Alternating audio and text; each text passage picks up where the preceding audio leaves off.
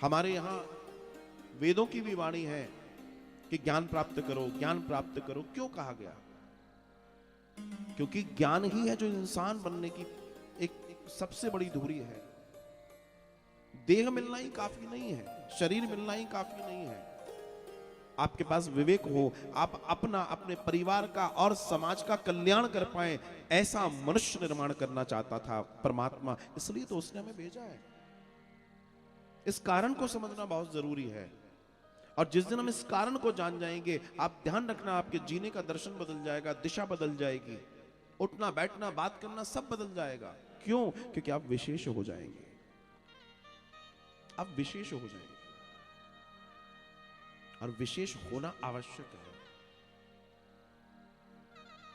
सामान्य दिखो, ध्यान रखना, दिखो सामान्य और कर्म विशेष होने चाहिए। जियो सामान्य लोगों की तरह ही, लेकिन परिणाम आपके जीवन के कर्म के विशेष होने चाहिए। लाखों जीवन को परिवर्तन कर दे, आनंद दे दे, ऐसा जीवन जीना चाहिए। तब जीवन की वास्तविकता, सुंदरता देखने को मिलती है। और आज यही जरूरी है।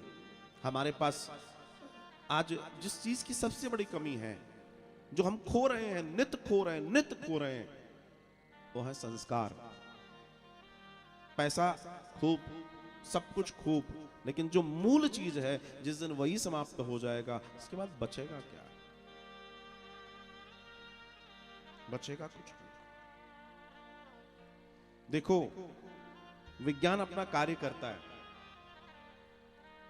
मैं अभी कुछ दिन पहले कथा में एक बात कह रहा था कि आजकल छोटी छोटी गाय, आपने सोशल मीडिया पे देखा होगा, आंध्र प्रदेश में एक वैज्ञानिक ने गायों को बड़ा छोटा कर दिया।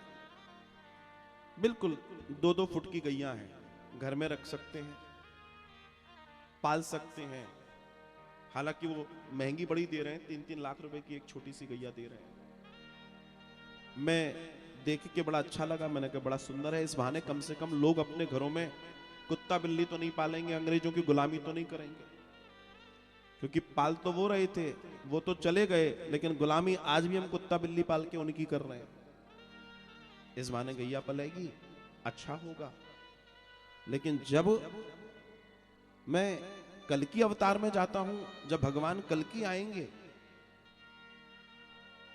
और जब मैं उस दर्शन को पढ़ता हूं, तो मुझे बड़ा डर लगने लगा। क्योंकि उसमें लिखा है कि जब गौ माता बकरी या उससे भी नीचे कद की हो जाएगी, तो समझ लेना कि कलयुग धीमे धीमे अपना प्रसार तेजी से करने लगा है। लक्षण की बात कर रहा हूं। हम प्रकृति से छेड़छाड़ करेंगे, और ये तय मान के चलना, अगर हम अपने नियमों का पालन सही से नहीं करेंगे, तो कलयुग जो बहुत लंबे समय के बाद जब अपना प्रभाव करेगा, उसके पहले उसका प्रभाव आना आरंभ हो जाएगा। कई सारे लक्षण कल के अवतार के हैं, और वो कई सारे लक्षण दिख रहे हैं। इसे समझना बहुत जरूरी है। इसलिए सत्संग जरूरी है, इसलिए संस्कार जरूरी है, वरना सब कुछ समाप्त हो जाएगा। अगर दर्शन में कहूं तो उसमें लिखा है कि जब गंगा, गायत्री और गौ माता धीमे धीमे समाप्त हो जाएंगी, तो जो कलयुग है वो प्रभावी हो जाएगा। तो कौन चाहता है कि वैसा कलयुग आए जब इंसान इंसान को काट कर मार कर खा जाएगा? क्या कोई चाहता है ऐसा कलयुग? नहीं चाहता। तो बचाना क्या है? गंगा बचानी है, गौ बचानी है और गायत्री बचानी है। और ये हमारा ही दायित्व है, किसी और का नहीं है, किसी और का नहीं है। समाज अनेक अंधी दौड़ में दौड़ रहा है, लेकिन साहब कुछ लोग अपने पैसे को किटी पार्टी में लगा रहे हैं, तो कुछ लोग भजन करके कथा करा रहे हैं। बस अंतर इतना है। आप क्या करें? आप उसका समायोजन कैसे करें?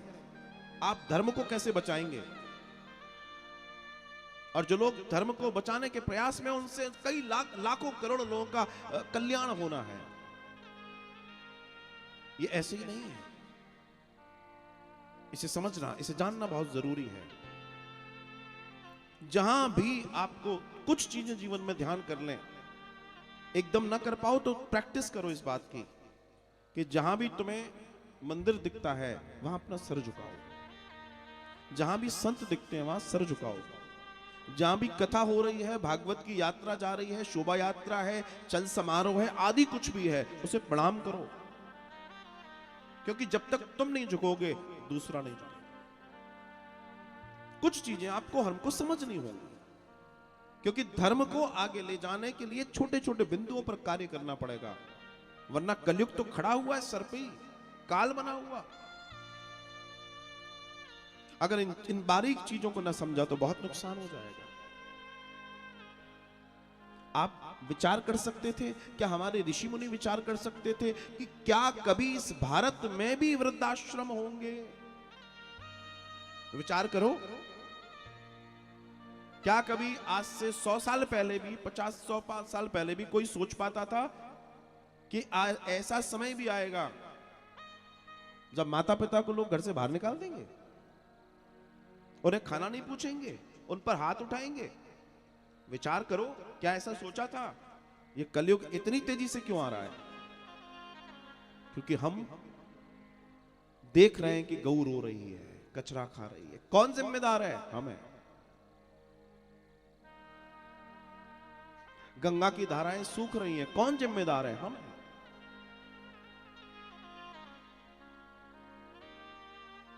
दर्शन, पूजा, पाठ इत्यादि लोगों के सिर्फ एक मनोरंजन के साधन बन गए हैं, आत्मरंजन की जगह मनोरंजन बन गया है। कौन जिम्मेदार है? हम हैं।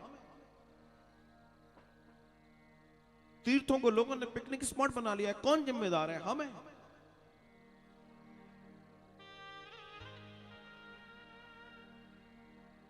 वस्त्र फुड़ता से भर गए, कौन जिम्मेदार है? हम हैं। आचरण निरंतर नीचे जा रहा है, कौन जिम्मेदार है? हम हैं।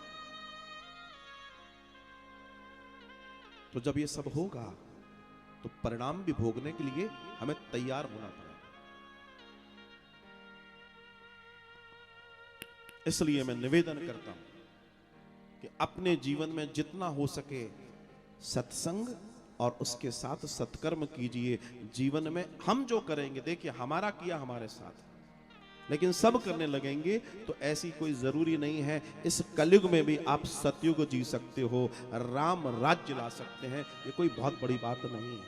व्यक्ति अपना सुधार कर ले, हर व्यक्ति सिर्फ अपने सुधार में लग जाए। वो ये ना देखे ये सुधरा कि नहीं सुधरा, अरे ये तो बेकार है, अगर ये तो गलत है। अरे भाई तुम दूसरे को क्यों देख रहे हो? अपने आप को देखो ना। तुम अपना सुधार करने में लग जाओ, सब लोग, हर व्यक्ति अपने सुधार में लग जाएंगे, तो फिर सबके घर राम लला आएंगे।